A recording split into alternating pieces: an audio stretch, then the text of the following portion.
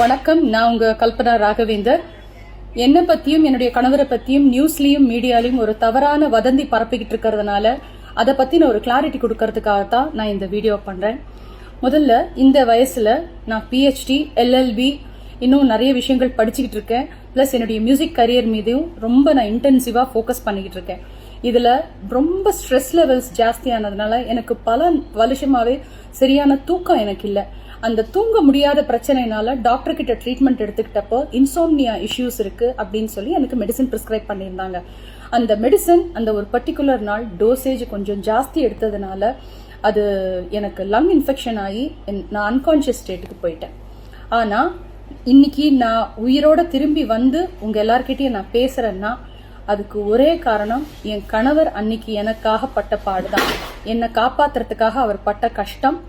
ஏன்னா கரெக்டான டைம்ல, ஏன்னா அவர் வெளியூர்ல இருந்தாரப்போ என்னை காப்பாத்துறதுக்கு போலீஸோடைய ஹெல்ப் எடுத்துக்கிட்டு மீடியா எல்லாரும் வந்து மெடிக்கல் ஆம்புலன்ஸ் எல்லாம் அவர் கோஆர்டினேட் பண்ணதுனால கரெக்டான டைம்ல வந்து அவங்க என்னை காப்பாத்தி என்னை ரெஸ்கியூ பண்ணி ஹாஸ்பிட்டல் என்னை அட்மிட் பண்ணாங்க. அதனால நான் உயிர் தப்பிச்சேன். அதனால எந்த வதந்திகளையும் தயவு செஞ்சு நம்பாதீங்க. எனக்கு பர்சனல் இஷ்யூஸோ ப்ராப்ளம்ஸோ எதுவுமே கிடையாது. கடவுளோட அருள்னால தி பெஸ்ட் திங் எனக்கு நடந்த ஒரு விஷயம், என் வாழ்க்கையில ரொம்ப உன்னதமான அழகான ஒரு அருமையான ஒரு விஷயம், பிரசாத் பிரபாகர் எனக்கு கணவராக கிடைச்சது. அது மாத்திரம் இல்லாம இவ்வளோ ஒரு அழகான ரெஸ்பான்சிபிளான இவ்வளோ அன்பு இருக்கிற ஒரு குழந்தை தயா பிரசாத் என் மகளா கிடைச்சது. அதனால தயவு செஞ்சு தப்பான வதந்திகளை நம்பாதீங்க. எனக்கு எந்த பிரச்சனையும் இல்லை.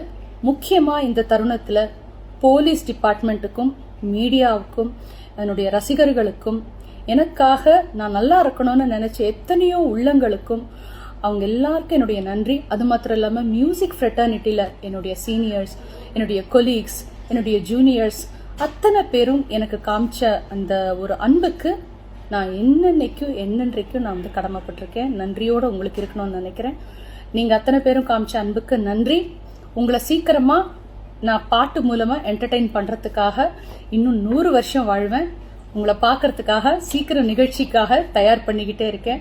I'll be back soon with absolute normalcy. Thank you so much. Love you all.